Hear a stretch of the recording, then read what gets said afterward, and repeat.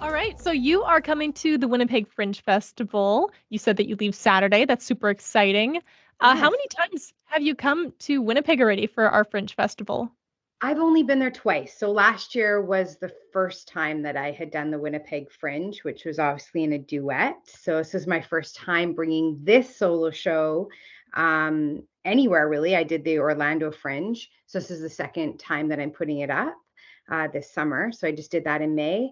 And yeah, so my second time and my first time as a solo performer there Yeah, because last year you came with, I'm forgetting her name, with um, Hillary. Hillary. Yes. Yeah. Yeah, how is she doing? She's great. She's really great. Yeah, we're both sort of working on, I think we both decided to dive into some solo shows this year. She's not doing Winnipeg, but I think she's doing Edmonton and then Vancouver. Okay, exciting. Right on. Yeah. So, yeah, this is you said this is your first time coming to Winnipeg with a solo show. Let's just Yes. dive right into that. What's the show called and what's it about? Yeah, it's called Private Parts, The Secrets We Keep. And the show is revolves around secrets and the private parts of my life and how those secrets have impacted me and the people close to me in my life. Okay, so it's So kind of like a personal piece. yeah, it's a storytelling show with true stories. All the stories are true.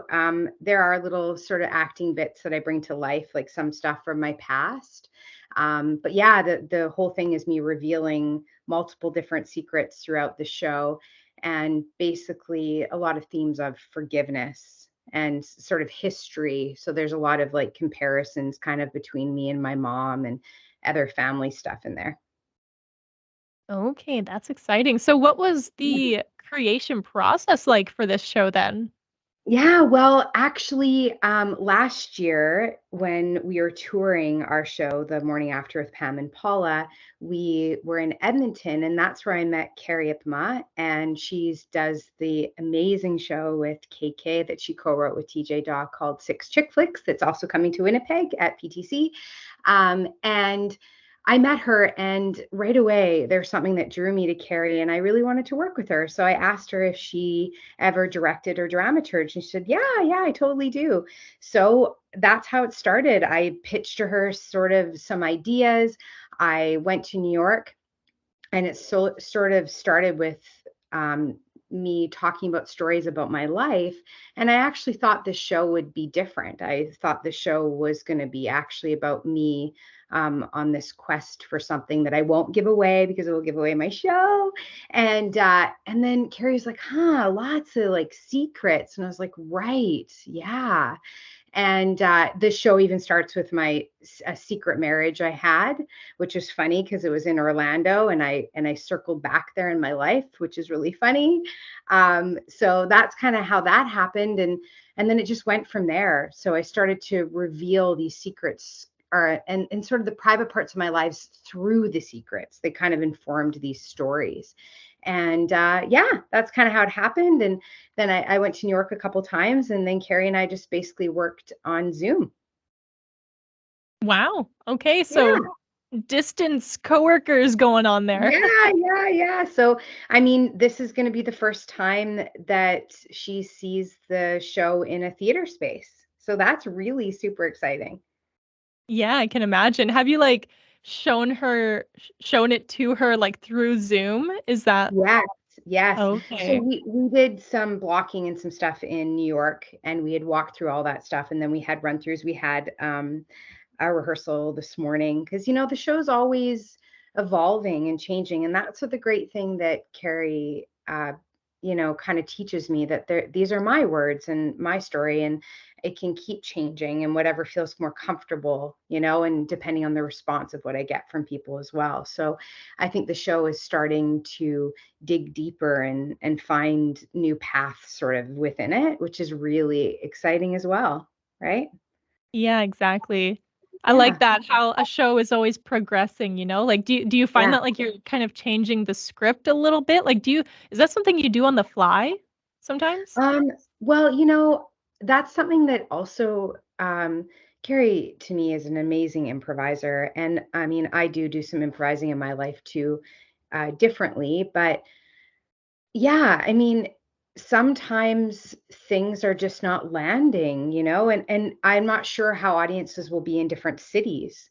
So there are some stuff that's changed because there's some lines that were really specific to the States. And now I've taken that stuff out. But yeah, things have changed a little bit. Like, um, I mean, I have a script, I follow that, but there's freedom to do that. There's parts of my script that if I got impacted in Winnipeg by parts of it, like that could change. There's some stuff that we've decided to add a little bit more to because we can, and I have the time to do it in my show, so that's good too. But it is scripted, and but yeah, there's flexibility to change things, how things are said or what is said, depending on how it's received. Mhm.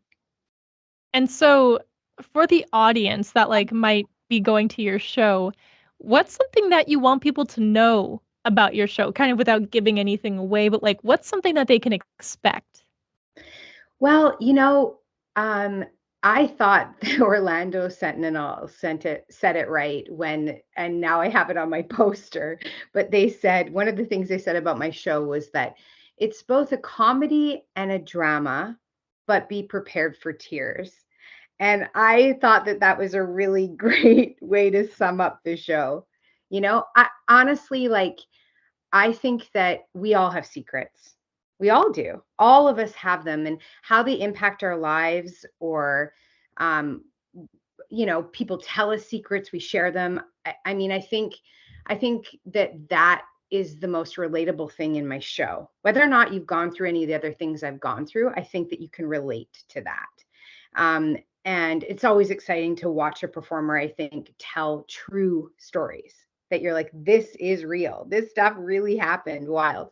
Um, but yeah, I think I just want people to be prepared that I mean, there's comedy bits of it, but yeah, it's kind of everything. It's got a little bit of everything in it, I think.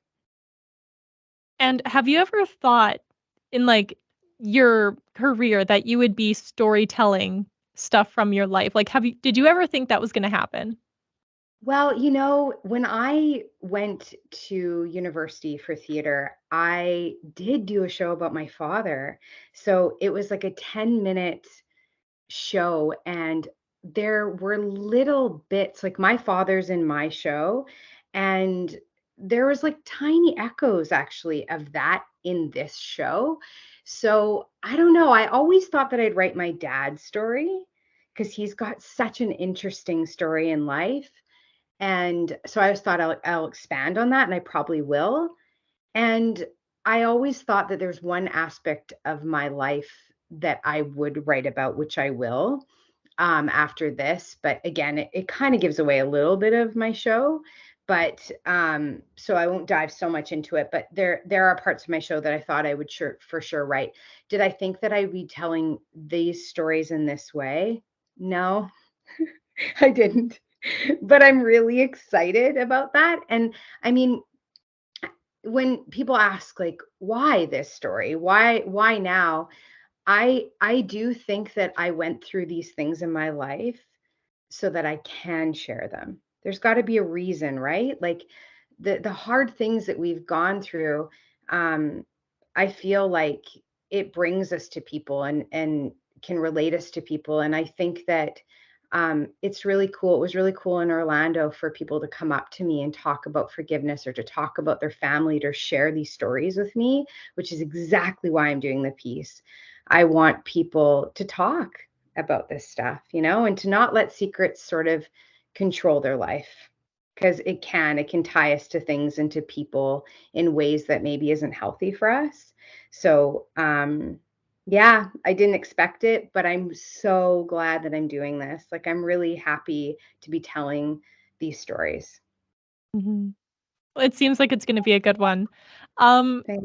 is there kind of any people okay, so I'm assuming in the Fringe festival community, you kind of see performers at, like, a variety of different Fringe festivals. Yeah. So I'm wondering, Are there certain performers or performances that you would recommend our audience also go see? Yeah, I mean, there's so many. Um, I just the cool thing about starting in Orlando is that you get to see these shows first up. Like we all premiered our shows there, a lot of us. So that was kind of cool. My friend Bruce is doing a show there. I think it's called Rat Man Happy Place. I'd recommend Bruce is a really great storyteller, and I'd recommend seeing their show. They're great. Um, uh, Carrie, Carrie and KK have brought Six Chick Flicks to Winnipeg before. I don't know if you saw it when it was there. It's a great show. I highly recommend that show to everybody. They're going to Edinburgh this year, and I think that that's really exciting. So this is the stop on their way to Edinburgh, and I'd suggest seeing that show for sure. Um, um, and I mean, my friend Ira he did a show last year that he has revamped now called Everything Super Wow. He's in the same venue as I'm in. And Corin Raymond is doing a really great show because the venue I'm in is now the bigger venue there is being used as a venue for the Fringe this year, which I think is really awesome. Hope that will bring more people out. But he's doing a show called Bookmarks, I think, in that space. And I haven't seen it, but Corn is an incredible person, and I'm really excited to see their show. A lot of people resonate with Corn. I don't know if you've ever seen Corn perform. I'm not sure if he's been to the Winnipeg Fringe before, but honestly, there's so many. Drag Me to the Opera is another. It's at MTC Up the Alley. I'm sharing a flyer with them, actually, the front and back. I've seen that show in Edmonton last year. They're great. There's just so many. There's so many great shows. What I would encourage people to do is see something that you maybe wouldn't see, right? Like you don't like that's the thing is everybody sort of gets drawn to this thing of being like, oh, I think that's the thing I'm into. But sometimes our shows are not exactly, we don't know how do you portray them in the right way. Like all we have is a poster and like a pitch line, but they're always so much more than that. So I would recommend to take a risk, take a chance, come out to these venues that are not like right in the center of the hub and like spend some time with us and get to see an artist that you don't know, right? That you've never seen before. Yeah, definitely. Like the titles, I guess, of performances are very like they can be misleading because last year with the morning after, I was thinking it was like some kind of like the morning after a terrible sex night or something. That's what I Right? was thinking. And so I'm like, I this is know, right? totally different. I know. And honestly, like I think because our show had gone through so many versions, right? Like Hillary and I had worked on that show in so many different ways. And then you bring in a director and you bring in someone else. And when you're collaborating, you kind of you have depending on how people collaborate, depends on kind of how the show ends up being too, right?